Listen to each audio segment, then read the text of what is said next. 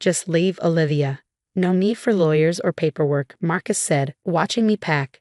Downstairs, his young girlfriend, Hannah, laughed as she rearranged my furniture. I stayed calm as I folded my clothes. Are you sure? No legal separation, no formal divorce.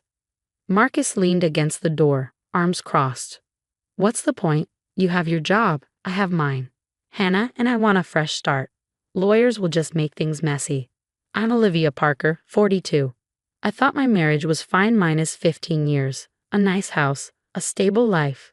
But life has surprises, sometimes in the form of betrayal. Marcus glanced at his expensive watch, the one I bought him for our 10th anniversary. You're not in a position to demand anything. The house and cars are in my name. Your government job pays enough. You'll be fine. That government job. If only he knew. I zipped up my suitcase, taking one last look around. Hannah's perfume filled the room. Her bag was on my side of the bed. You're taking this well, Marcus said, expecting me to cry or beg. I smiled, remembering how I found out about his affair, not through text or lipstick stains, but in a much more interesting way. I've learned to pick my battles, Marcus, I said, but I'm surprised you don't want legal proof of our separation. He shrugged. Why bother? You move out, Hannah moves in. Life goes on. No paper trail. That almost made me laugh. Downstairs, Hannah was already replacing my things. She barely looked up as I walked past. I left some things in the study. I'll be back tomorrow, I said. Whatever. Just text first, Marcus replied, already focused on Hannah. I loaded my suitcase into my car and glanced back. Through the window, Marcus and Hannah were laughing, wrapped up in their new life. I pulled out my phone and sent a text. Everything ready for tomorrow. Target confirmed, no legal documentation. Proceeding as planned. The reply was instant. Understood. Team briefed. 9 a.m. sharp. I took a last look at the house Marcus thought was his. He had no idea what was coming. He never questioned my job, never wondered why I handled all our finances, never noticed how his investment portfolio always did better than others. As I drove, my phone buzzed again. Additional evidence collected. Operation confirmed. Tomorrow, Marcus would finally understand what my job really was.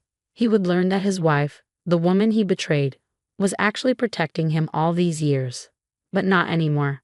At exactly 9 a.m., Justice would arrive at his door, wearing a bulletproof vest and carrying a federal warrant.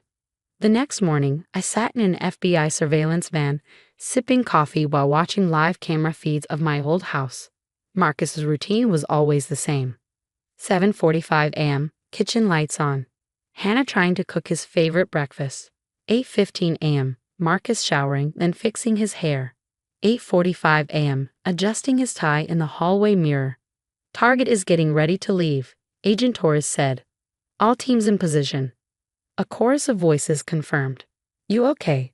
Torres asked. She knew this was personal for me. Better than okay, I said, watching Hannah kiss Marcus goodbye. Feels strange being on this side of the operation. For 3 years, I had gathered evidence against Marcus's investment firm. What started as a simple investigation uncovered fraud, money laundering, and serious financial crimes. No wonder Marcus didn't want legal paperwork between us. He was hiding more than just an affair. At 8:55 a.m., Marcus stepped outside, briefcase in hand, still smug, still thinking he was untouchable. He checked his reflection in his car window, straightening a silk tie paid for with dirty money. All teams ready, Torres ordered. Remember, he isn't violent but may try to destroy evidence.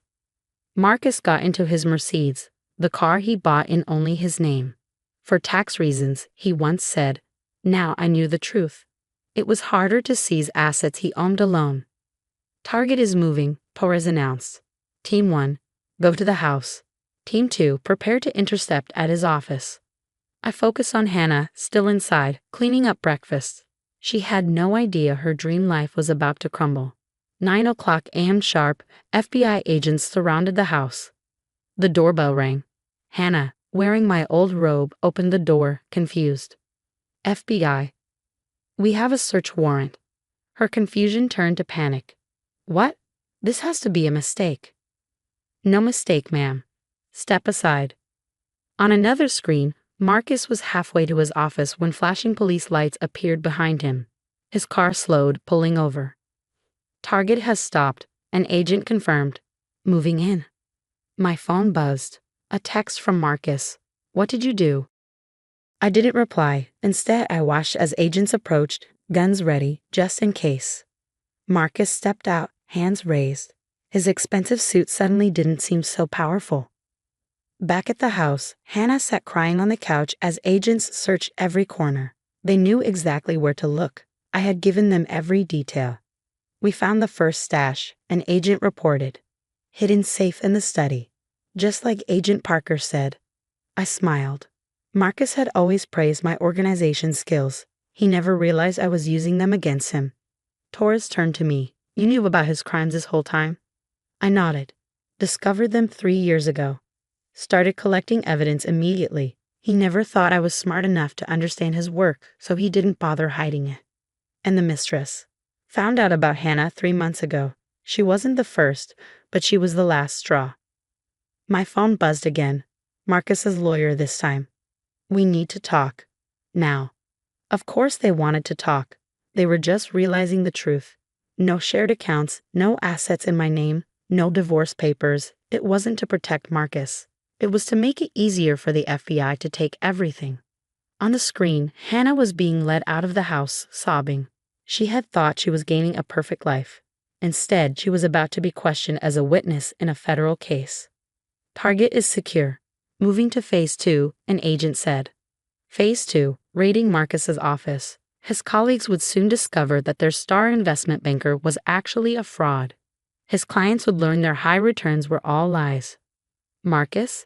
He was about to learn that the wife he underestimated had been watching and preparing for this moment all along. One more text came in, this time from Hannah. Did you know about this? I finally replied, yes.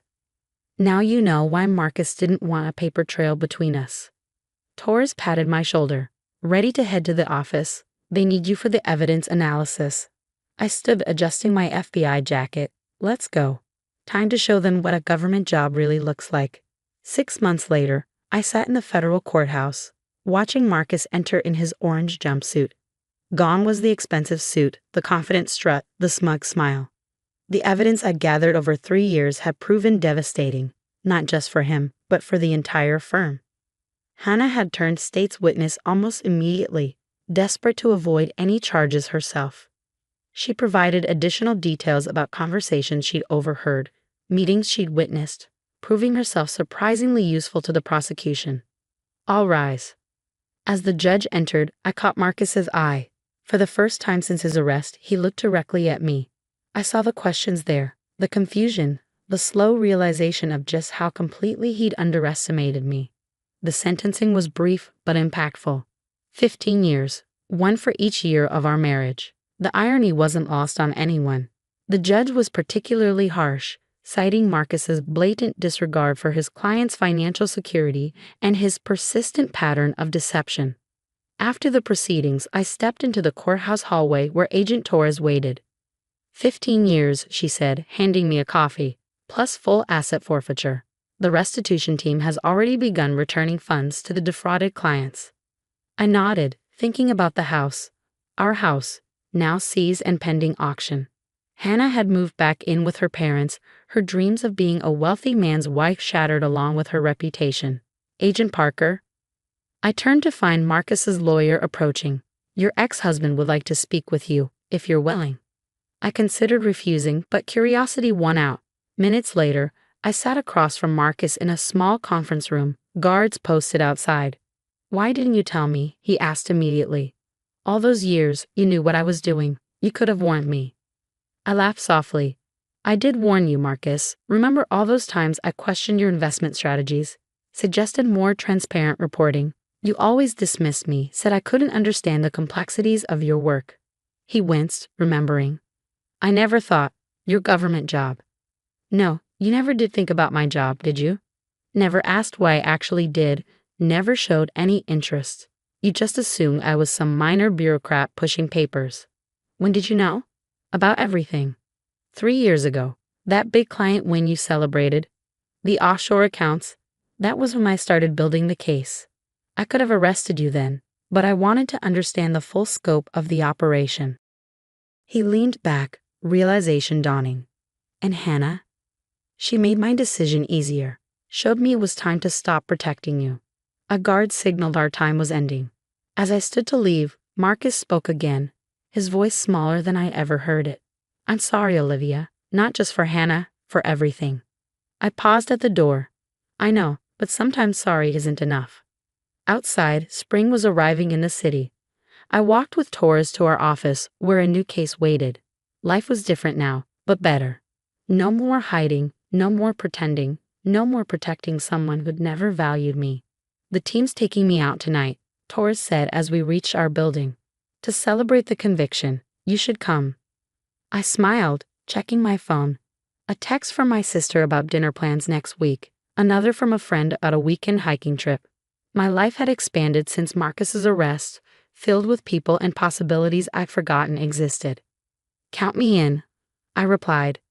Later that evening, surrounded by colleagues who'd become friends, I raised a glass to new beginnings. Someone asked if I regretted not turning Marcus in sooner. No, I said honestly. Everything happened exactly when it needed to. And it had. Marcus's arrest had exposed not just his crimes, but a larger network of financial fraud. The case had earned me a promotion, respect from colleagues who'd worked the investigation without knowing my personal connection, and most importantly, my freedom. The house would be sold, the assets distributed to victims, and Marcus would have plenty of time to think about his choices. Hannah had learned a hard lesson about trust and ambition. Though I heard she'd enrolled in community college, perhaps something good would come of it all.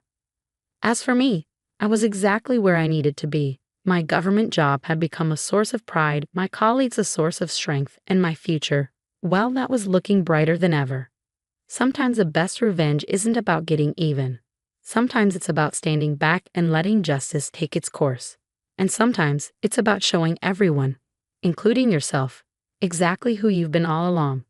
The next morning, I walked into my office, new case files waiting on my desk. Another financial fraud investigation, another chance to protect people from those who would exploit them.